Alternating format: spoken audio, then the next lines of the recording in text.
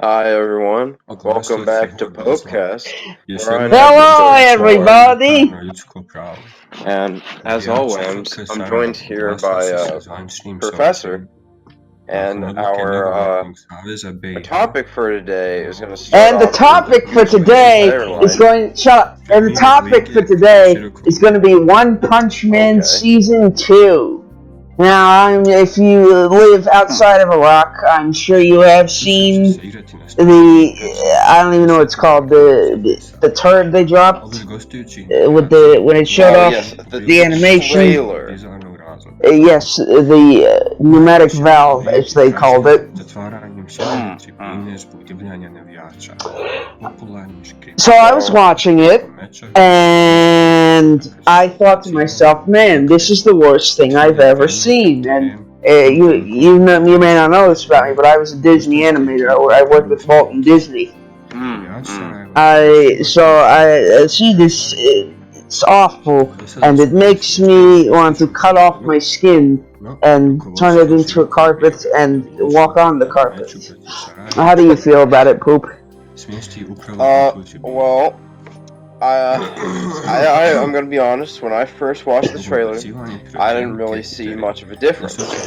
Then you provided me with before and after shots, and I thought to myself, wow, these really are before and after shots.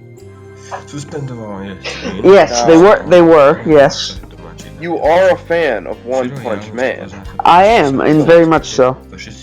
So why do you dislike it so much?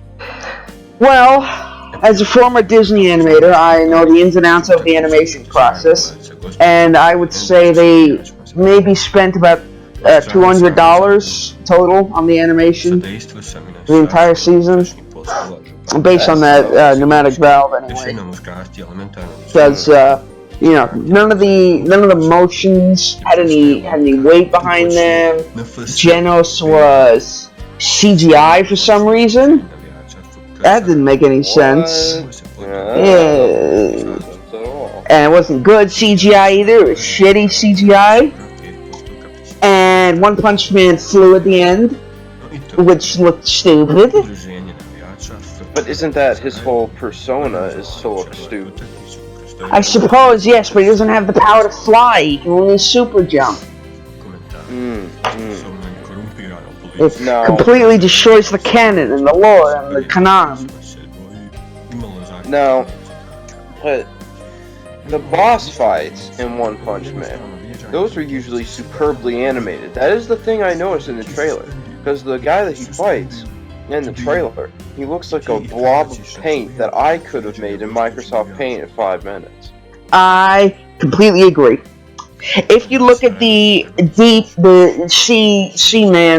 Seaman episode where they fought the giant Seaman, you may have noticed they did a full 360-degree perspective turn, hand animated frame by frame. That is no easy feat, and yet here it seems like they're just using standard tweens and shape changes with no hand animation. That is messed up. Yes, very much so. I believe that concludes the first topic. Alright, let's move on to the second one, circumcision. Yes. This has been a heavily requested topic. People have been asking us to cover it for probably 3 weeks now, you think? So, basically, we all know that circumcision is the best thing ever and is what truly makes a person a man. I completely agree here. I've been doing a lot of research on circumcision. I've been trying to, learn about it. And I've come to the conclusion that it is one of the best, if not the best thing that you can do for your body. Exactly. And I saw a joke on Reddit today that, actually, let me just pull it up real fast. It was on r/jokes, hence why it is called a joke. And I wasn't allowed in a fraternity in college because I was circumcised. Apparently you need to be a complete dick. Now, this rubbed me a little wrong, because clearly he's not talking about Richard. He's talking about how in order to have a complete dick, you must have your foreskin. Which, if you ask me, is incorrect. Very much so. You are less of a person than me, which means you are less of a dick. I agree. Very much so. I think it's a little messed up that there are dudes out there that are protesting circumcision and calling it body mutilation. They are basically anti-vaxxers. Agree. It has nothing but health benefits. Exactly. Easier to clean, easier to have sex, you don't have phimosis, and the reduced sensitivity reduces your lust, which makes you more manly because you're not as degenerative. Exactly. Take a piss real quick, okay? Is that okay? And so I think that's about all we have to say about this topic. So the next one we have Enter the Gungeon. Have you ever played Enter the Gungeon, Pro? I have not, but I have watched people play it on the YouTube.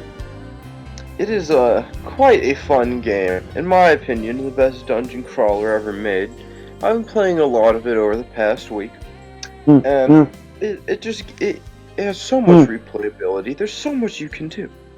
And yesterday, they released a huge update to it called A Farewell to Arms, where they added a new floor, new bosses, new enemies, new guns.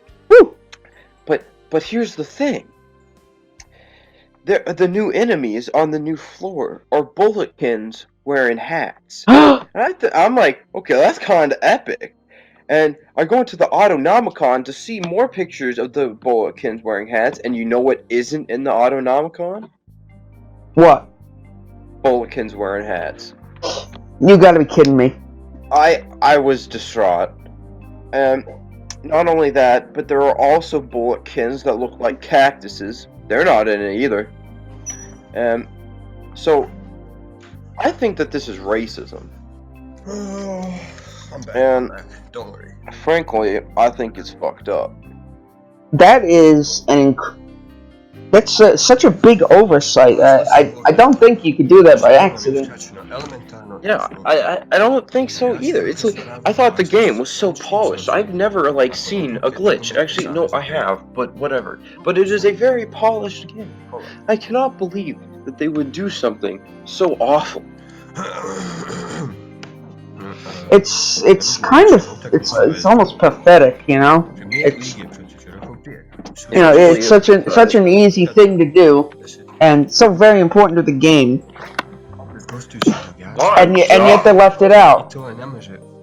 That is something else. I don't know what Dodge Roll Media is gonna do next. Hopefully, it's a game on par with Enter the Gungeon. Yes, we can only hope, and that they pay more attention. 18.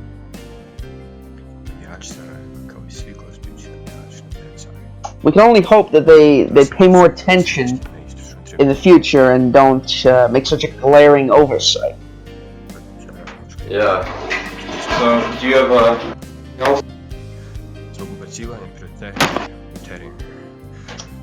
anything at all for close out? We should probably check for some viewer submitted questions. Oh, that is smart. I'm not at the office right now, so I can't do it. Oh, I'm also not at the office right now. Oh, that's unfortunate. So, well, I think.